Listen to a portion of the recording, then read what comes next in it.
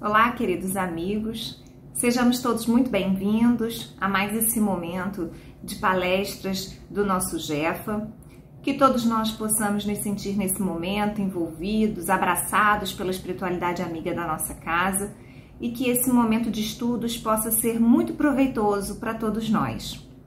E hoje, esse estudo será conduzido pela Isaura Hart, da União Municipal Espírita de Petrópolis, UMEP, com o tema A Família de Betânia. E que para que possamos já nos preparar para esse momento, possamos já ir acalmando os nossos pensamentos, vamos à nossa prece.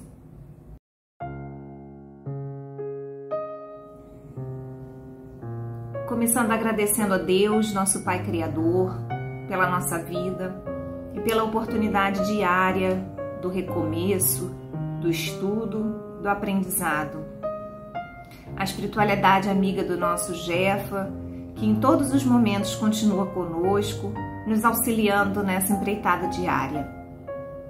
Que possamos ter um bom momento de estudos, que possamos ter os nossos pensamentos ampliados e possamos colher o máximo possível desse momento.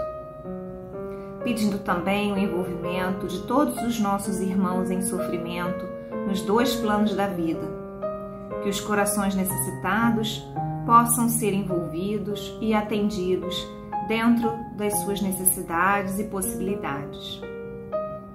Que possamos, então, a cada dia, renovar o nosso propósito de melhoramento e seguirmos atuando no caminho do bem.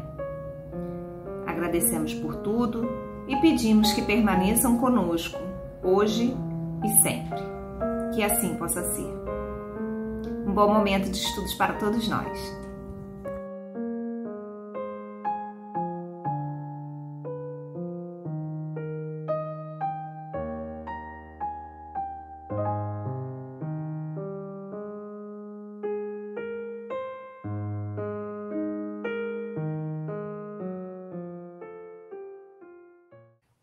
Queridos irmãos, queridas irmãs, do Grupo Espírita Francisco de Assis de Niterói, esse grupo tão amoroso, tão carinhoso, pelo qual nós temos tanto carinho, tanta afeição, verdadeira mesmo. Nos sentimos até parte desse grupo. E hoje nós estamos aqui para fazermos um pequeno estudo acerca da família de Betânia. É uma passagem do Evangelho de Jesus que eu considero muito rica, muito bonita, com um conteúdo que nós podemos explorar em várias situações da nossa vida.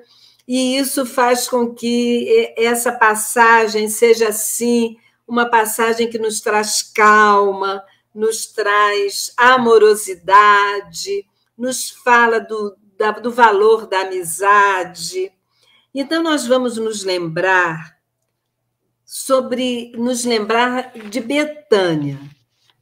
As interpretações são várias, os escritores, dependendo do espírito que dita a mensagem, fala sobre Betânia sempre como um lugar bucólico, cheio de plantas, de flores, um local que hoje nós sabemos que é a Cisjordânia, atualmente.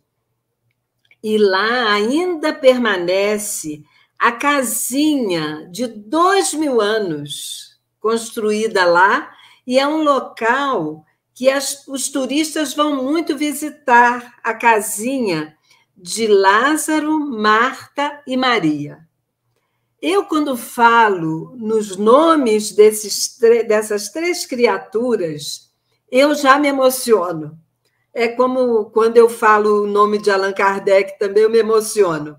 Mas Lázaro, Marta e Maria me traz, assim, um bem-estar muito grande. Só em mencionar esses nomes, para mim, já representam uma prece. Por quê? Porque eles tiveram a competência, a capacidade de conquistar o amor de Jesus, a amizade de Jesus. E isso é algo indescritível. É maravilhoso demais. Se um amigo já é algo tão importante na nossa vida, nós ficamos imaginando ter como amigo o Cristo, ter como amigo Jesus, que buscava a casa dessas 3 criaturas para se refazer, para conversar, para trocar ideia. Nós sabemos que essa amizade não era de agora, de há 2000 anos atrás. Essa amizade era uma amizade de longa data, não é? Eram espíritos já no plano espiritual, amigos de Jesus, e que vieram, reencarnaram como 3 irmãos aqui na Terra, e que Jesus encontrou e fez deles um porto seguro. A casinha deles era o porto seguro, ao ponto de alguns escritores dizerem que, assim como Cafarnaum era considerado o lar de Jesus, né? Era considerado um lar de Jesus, Betânia também era considerada o lar de Jesus, aquela pequena aldeia, porque ali havia a casinha de Lázaro, Marta e Maria. Isso é muito lindo. Também era o lar de Jesus, porque Jesus saía de Cafarnaum como ele saiu, não é?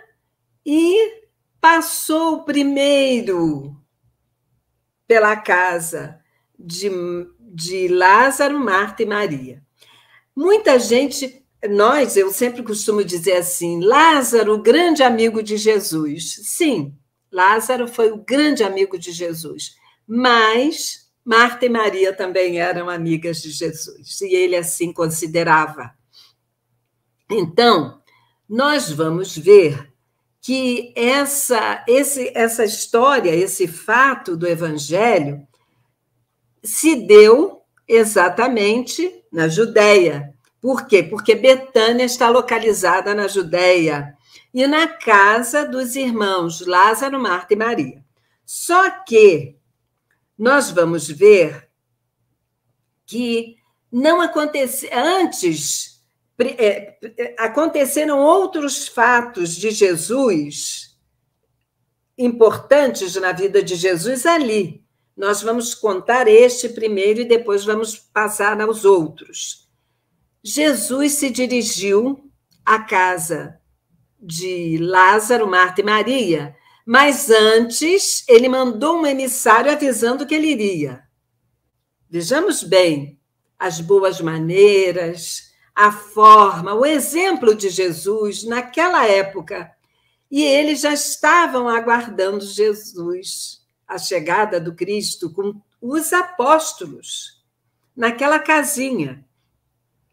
E ali nós sabemos que, naquela época, as mulheres eram mais do que são agora. As que pegavam a casa, o serviço da casa, pela unha, né? Como nós dizemos, a carga do serviço da casa doméstico era todo com as mulheres.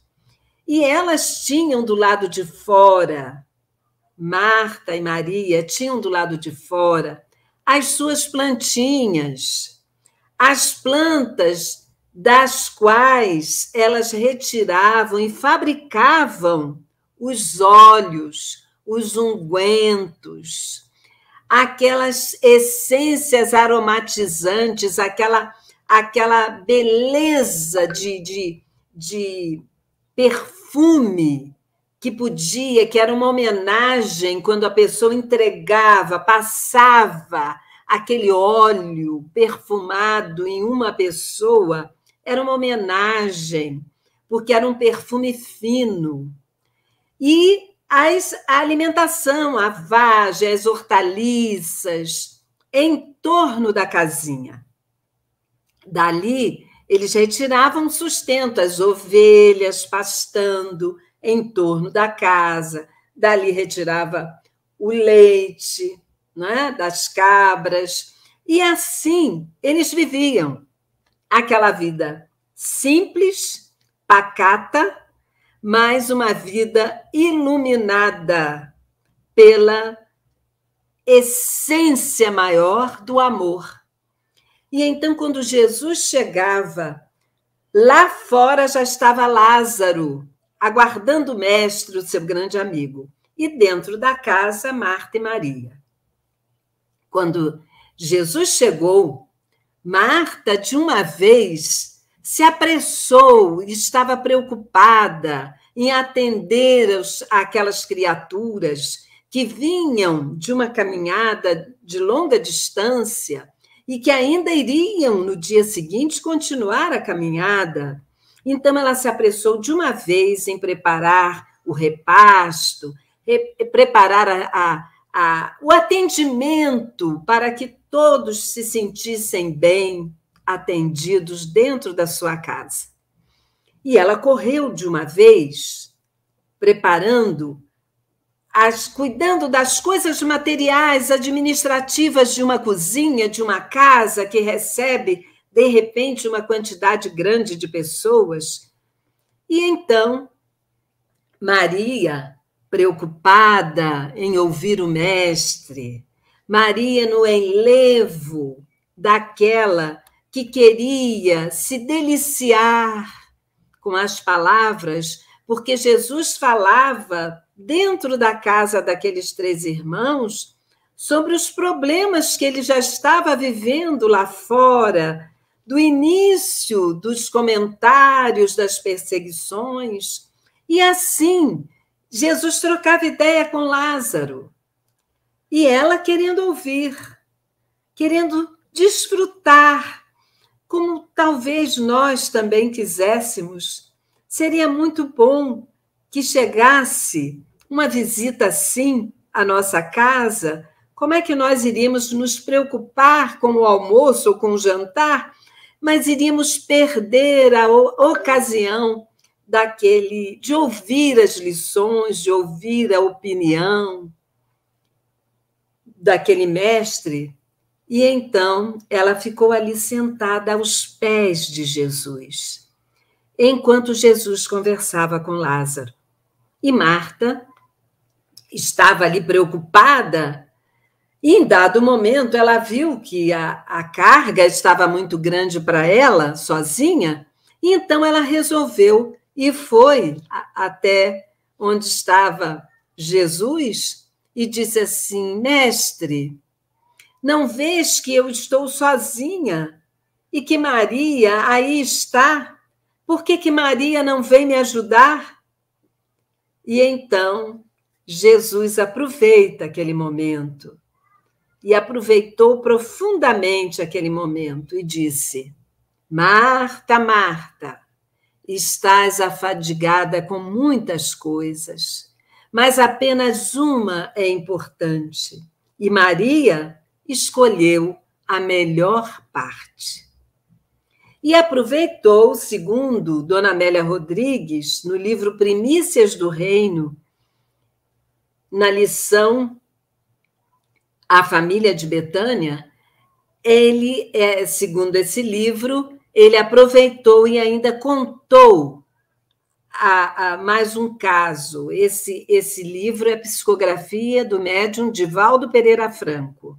E então ele contou ainda que um rei tinha ido a uma localidade e que escolheu uma casa para pernoitar. E quando chegou a essa casa, estava conversando com o dono da casa e a mulher correu para preparar as refeições para oferecer ao rei. E quando ela chegou com a refeição, o rei já estava se despedindo para ir embora, porque ele não poderia ficar. E ela então lamentou profundamente, porque não pôde, ele não desfrutou daquilo que ela havia feito e ela também havia perdido a oportunidade de ouvir os ensinamentos daquele rei enquanto ele já ali esteve. E era mais ou menos o que estava acontecendo com Marta, que estava preocupada.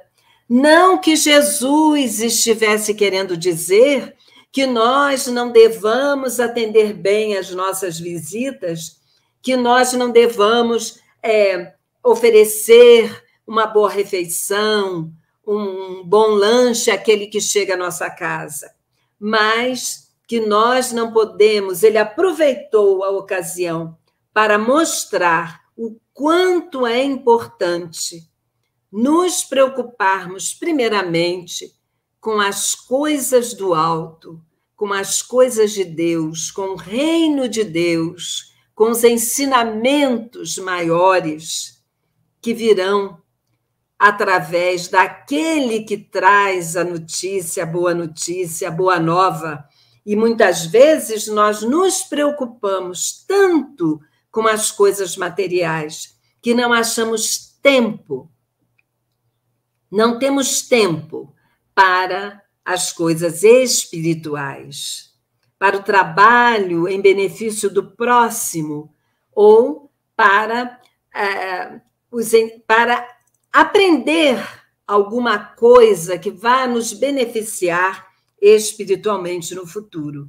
Então, Jesus estava naquele momento ao dizer: Marta, Marta, estás afadigada com muitas coisas, mas apenas uma é importante. Maria escolheu a melhor parte. É porque ela estava escolhendo a parte do aprendizado que é tão necessário na nossa vida. Temos a nossa vida material. No Evangelho segundo o Espiritismo, nós encontramos a página O Homem no Mundo, que nos fala claramente da necessidade que temos de viver no mundo, de desfrutar das coisas do mundo, de viver como vivem os homens da vossa época, como está lá escrito. Porém, não podemos fazer dessa vida a nossa prioridade. Nós fazemos dessa vida uma experiência, uma forma de colocar em prática aquilo que nós aprendemos das coisas espirituais. Aprendemos as coisas espirituais, em seguida vamos viver no mundo, mas de uma forma diferenciada, desfrutando do que o mundo tem, mas com uma forma honesta, de uma forma sem hipocrisia, sem bajulação, sem preconceito, sem diferenças, procurando exercitar o amor como homem no mundo, mas um homem no mundo, um homem de bem no mundo.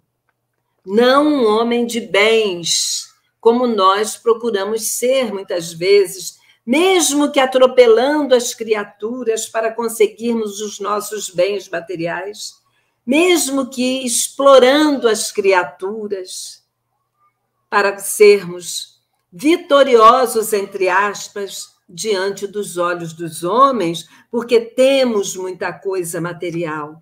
Não é por aí, meus irmãos.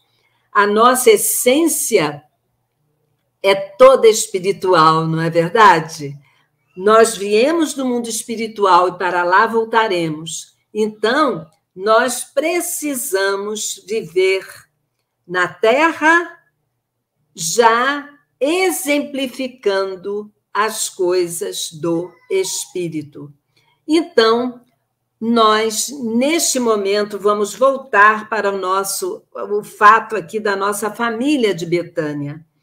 Então, neste instante, Jesus aproveitou aquela situação e deixou esse ensinamento das nossas preocupações com as coisas materiais em detrimento das coisas espirituais.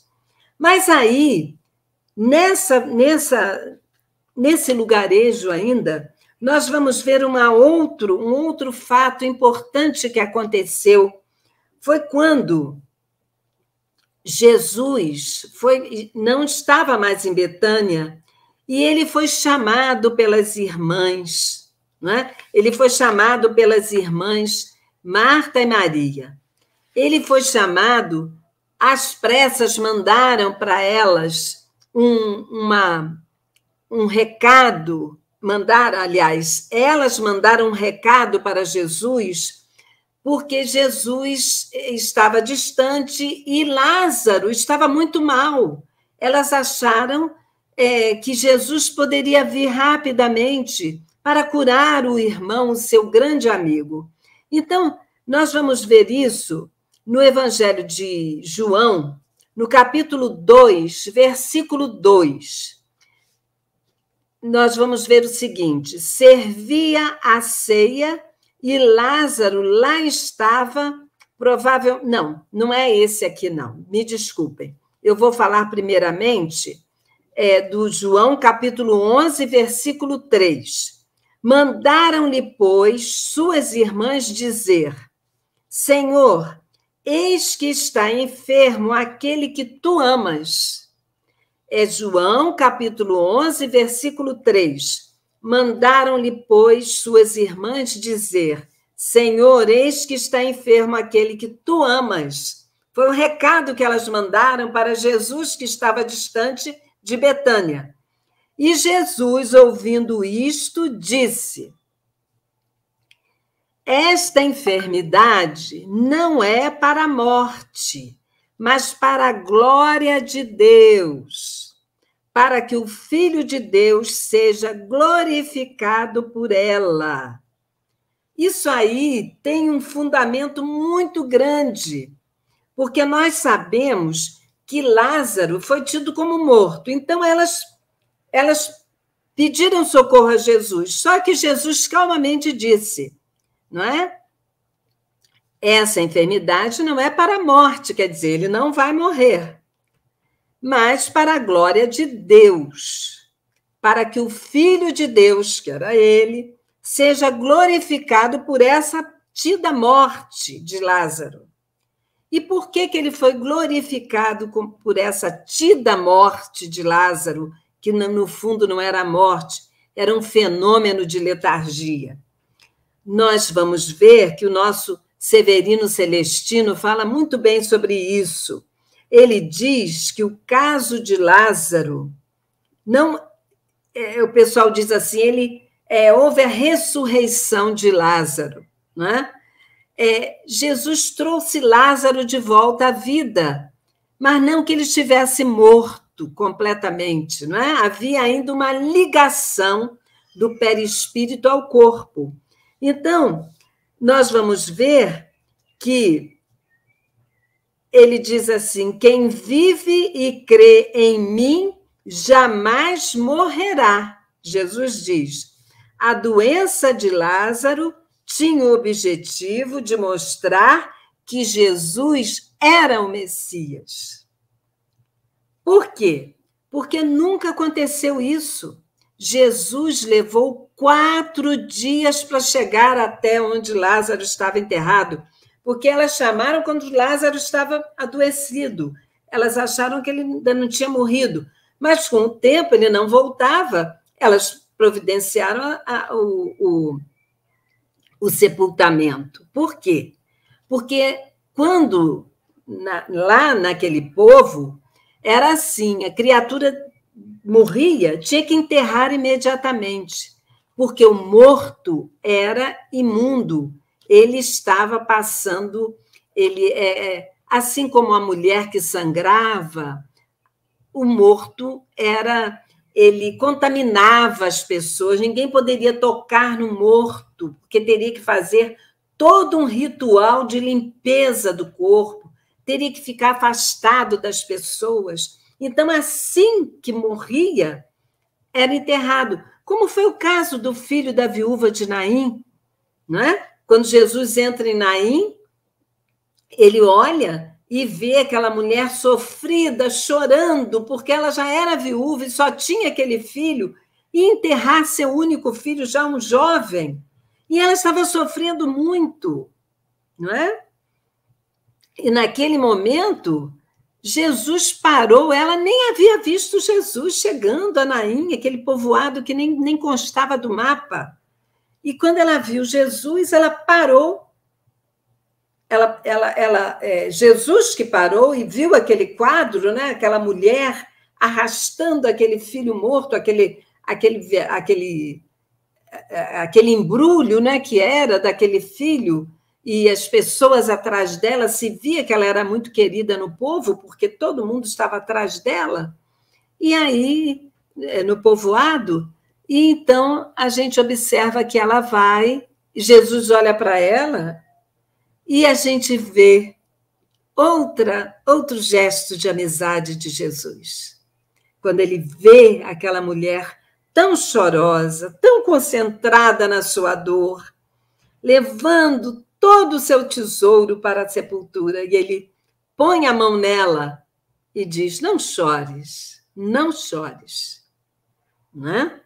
Eu até fiz uma musiquinha para minha neta, que eu canto para ela. Quando ela chora, eu digo: não chores, não chores, Jesus falou assim.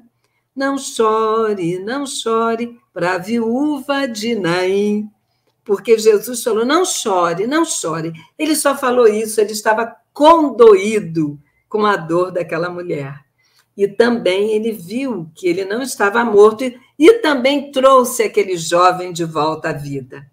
Né? Porque era um fenômeno, porque não dava tempo, não tinha a medicina para comprovar. A medicina da época era muito pálida, muito pobre. E não podia demorar, tinha que morrer, enterrar logo, então muita gente era enterrada viva. Né? Entrava em coma, era enterrado. E foi o que aconteceu a Lázaro, enterraram Lázaro, colocaram Lázaro lá naquela pedra, né? A pessoa ficava, o corpo ficava de pé com as pedras, e foi aí que Jesus, sabendo que Lázaro não estava morto, mas que já era um planejamento do mundo espiritual para mostrar, depois de 4 dias, ainda vai retirar a criatura andando da sepultura, e foi aí que Jesus mostrou, porque foi um fenômeno inédito. 4 dias, ninguém nunca tinha feito isso, nem faria. Retirou Lázaro, trouxe Lázaro de volta à vida, porque ele sabia que Lázaro não estava morto, que apenas dormia naquele fenômeno. Então, por isso que ele diz: a doença de Lázaro tinha o objetivo de mostrar que Jesus era o Messias. Foi um feito que ninguém fez, né? Para mostrar que Jesus era o ungido, o Salvador. E aí ele diz: vem, Lázaro, volta para a vida. E quando ele saiu dali, e essa parte é muito bonita, da ressurreição de Lázaro, quando ele sai dali, eles vão para a casa de Simão, o leproso. Simão, o ex-leproso, porque Jesus havia curado Simão. Uns chamam de Simeão, outros de Simão. Então, Simão, o leproso, ele tinha muito dinheiro, ele tinha uma situação financeira bem cômoda, e ele fez um almoço, ele fez uma refeição para celebrar a volta de Lázaro à vida. E ali estava novamente Marta e Maria, as duas estavam, Marta e Maria. E foi ali que Maria, mais uma vez, com aquela sua sensibilidade, e como ela fazia aqueles líquidos, daqueles perfumes finos, ela mesma amassava aquelas plantas e fabricava. Foi ali que ela banhou Jesus, não é? Ela homenageou Jesus com aquele perfume que ficou muito marcado também na história do Evangelho. Muito bonita essa situação, quando nós vemos a simplicidade, a naturalidade, e até mesmo a intimidade que eles tinham com Jesus, não é? Porque quando Jesus, por exemplo, chegou, já passaram-se 4 dias, Jesus demorou um pouco. Alguns dizem que elas reclamaram com o mestre, porque demorou tanto, agora não adianta mais, né? Ele já deve estar cheirando mal. E Jesus, mesmo assim, naturalmente, como sabia de todo o planejado na sua trajetória, não é? Diz: vem, Lázaro, volta para a vida. E retirou Lázaro daquela situação. E depois eles foram para a casa de Simão. E Jesus participando, porque Jesus vivia em contato com o povo. Jesus não se afastava do povo. Jesus ia onde o povo estivesse, como diz a nossa música popular brasileira, não é? Ia onde o povo estava, ali estava Jesus, porque era para o povo que ele havia vindo, era para aquelas almas simples, muitas vezes até ignorantes, que ele estava preparando esse conhecimento, esse reino de Deus, não é? Aí nós vamos voltar para os pontos fundamentais dessa família de Betânia, desses pontos fundamentais que nos saltam assim aos olhos quando nós estudamos, não é? Primeiro, vamos ver Maria sentada aos pés de Jesus, ouvindo a palavra de Jesus. E Marta, distraída, entre aspas, em torno de muito trabalho, de muito serviço, preocupada com as coisas da casa. E aí ela vai e pergunta: Senhor, o senhor não se importa de pedir a minha irmã que venha me ajudar, não é? E Jesus fala para ela aquela célebre frase: Marta, Marta, estás afadigada com muitas coisas, mas apenas uma é importante, e Maria escolheu a melhor parte. Então, nós vamos ver ali que muitas vezes, assim como não é que Marta, estivesse querendo privilégio, Marta estava sobrecarregada e precisava de ajuda, era natural. Mas ali, a simbologia do ensinamento, nós temos que esquecer que realmente nós precisamos atender bem a visita, precisamos nos preocupar com a refeição, com o lanche, mas a simbologia nos mostra que o que nós precisamos mesmo é deixarmos de ser distraídos. Porque há momentos da nossa vida em que nós nos distraímos com muita coisa da terra. Nós nos distraímos, meus irmãos, nem às vezes fazemos por mal. Nos distraímos, por exemplo, quando nós estamos... eu estou agora com um emprego muito bom, eu não posso perder esse emprego, estou ganhando muito bem, eu tenho que me dedicar inteiramente a esse emprego, e aí eu não acho horário, não faço um horário para as coisas espirituais. Eu me dedico somente àquele emprego, porque ele virou para mim a prioridade da minha vida. E não arranjo 5, 10, meia hora, 30 minutos por semana para sentar e estudar, para ouvir um ensinamento, para orar, para meditar, para ajudar alguém, para visitar alguém que esteja necessitado. Nós nos distraímos, meus irmãos, com muitas coisas. Mas é muita conta para pagar. A vida está muito cara. Está.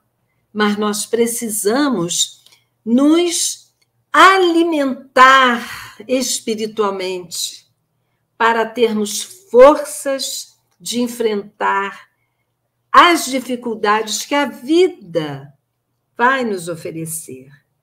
Ainda no domingo, nesse feriado, nós estávamos conversando com um jovem pai que acabou de devolver à vida espiritual um filho muito jovem, e ele estava me dizendo assim: eu sempre achei, escuto todo mundo falar, a vida é difícil, a vida tem dificuldade, daqui e dali eu escutava falar. Mas, como eu nunca havia enfrentado um problema tão grande, eu falava por falar. Mas agora que eu estou vendo o quanto é difícil realmente a gente enfrentar uma dor tão grande, e o quanto a doutrina espírita me ajudou, o quanto os irmãos da casa espírita me sustentaram com a presença, com a prece, com a ajuda espiritual. E agora que eu estou vendo que realmente viver é muito difícil. E aí ele ainda acrescentou: todos nós, agora eu entendi que podemos estar num mar tranquilo, mas para atravessarmos o oceano da existência, teremos que passar pelas ondas mais altas, que muitas vezes tentará derrubar o nosso barco. E aí, meus irmãos, nós estamos agora pensando: e aquele que está distraído só com as coisas materiais? Que nesses momentos não tem sequer uma ajuda de um verdadeiro exército do bem que se faz em torno da criatura pelo convívio, pelo trabalho no bem, pela ajuda, pelos estudos, pelo ideal, que é um único ideal que nós temos e que sustenta uma criatura naquele momento. Como é que faz aquele que não tem isso? É uma dor muito maior. É a falta do entendimento aliada a estar, muitas vezes, junto a criaturas que também não têm muito entendimento. Embora nós saibamos que nenhum filho, nenhuma ovelha se perderá e que nenhum filho ficará abandonado em dado momento, alguém chegará e ajudará aquela criatura a passar por aquele momento tão difícil. Então, é essa distração com as coisas materiais é que nós precisamos ter muito cuidado. Foi o que Jesus quis ensinar a Marta. Maria não estava distraída, Maria estava atenta ao objetivo maior da sua vida, que é o aprendizado do bem. Aí vamos encontrar, lá no Livro dos Espíritos, do nosso Allan Kardec, quando ele diz assim, na pergunta 642, quando ele diz assim, ele pergunta aos espíritos: será suficiente não se fazer o mal para ser agradável a Deus e assegurar uma situação futura?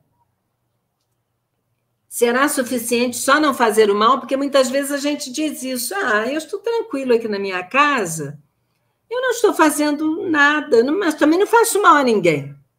Nunca fiz mal a ninguém. Nunca premeditadamente eu falei nada, nem fiz nada, nem planejei nada para dar uma rasteira em ninguém, não é? Aí a resposta dos espíritos, ele pergunta se isso será suficiente. E os espíritos dizem: não, é preciso fazer o bem no limite de suas forças, pois cada um responderá por todo o mal que tiver ocorrido por causa do bem que deixou de fazer. Gente, isso aí é algo muito sério. Todo bem que deixar de...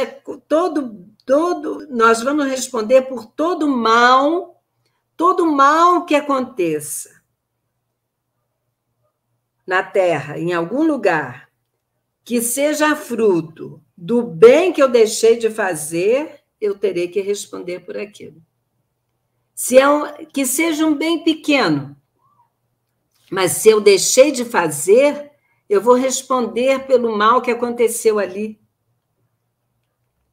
Então, isso faz com que essa pergunta 642 do Livro dos Espíritos é uma pergunta que nós precisaríamos todos os dias ter o cuidado de olhar, de analisar, para colocar na nossa consciência, no nosso coração, essa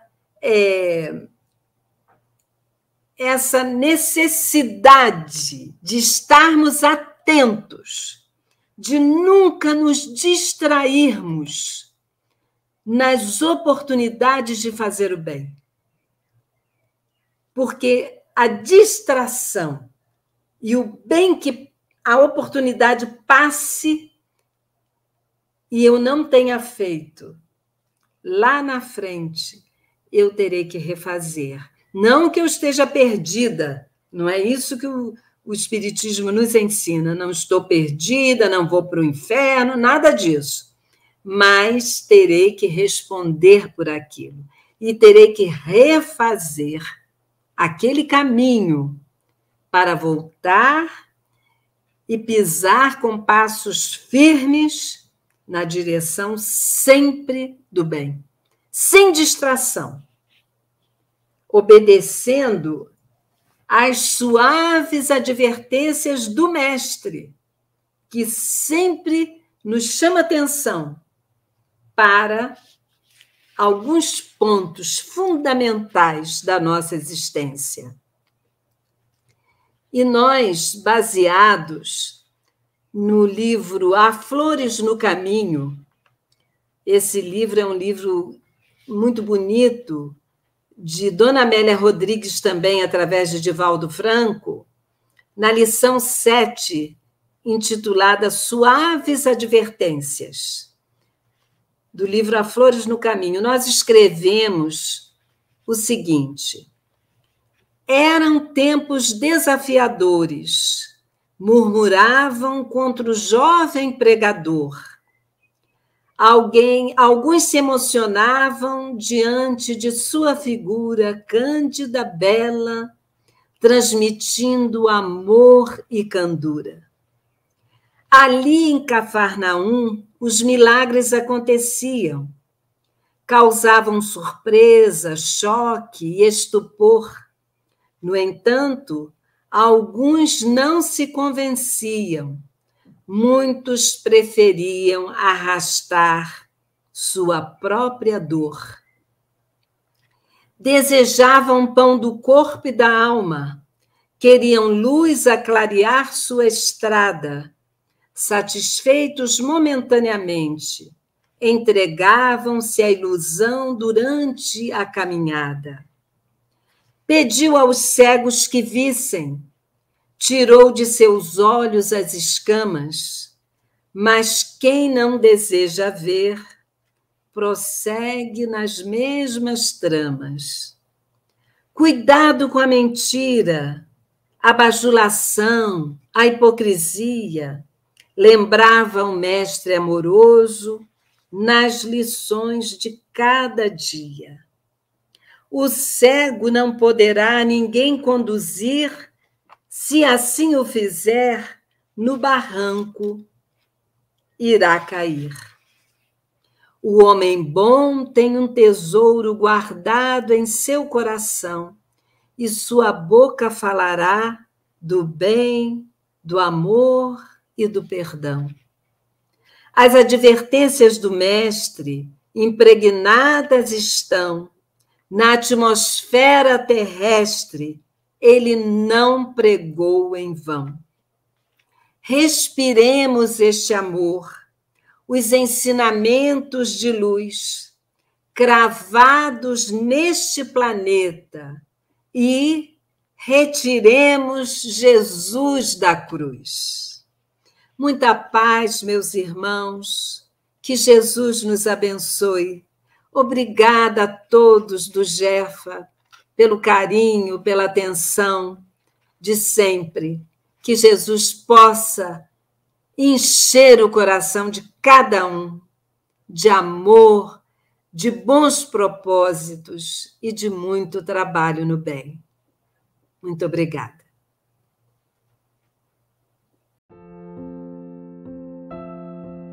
Jesus, querido irmão, Deus nosso Pai, benfeitores espirituais da Casa de Francisco, queremos agradecer nesses momentos a oportunidade de conhecer os ensinamentos de Jesus, de conhecer a doutrina espírita. E te rogamos que suas bênçãos caiam sobre todos nós, não só aqui do Jefa, mas que essas bênçãos sejam espalhadas por toda a humanidade. Abençoa nossa cidade, nosso país, o orbe terrestre que passa por momentos tão turbulentos. Se conosco, hoje e sempre. Que assim possa ser. Graças a Deus.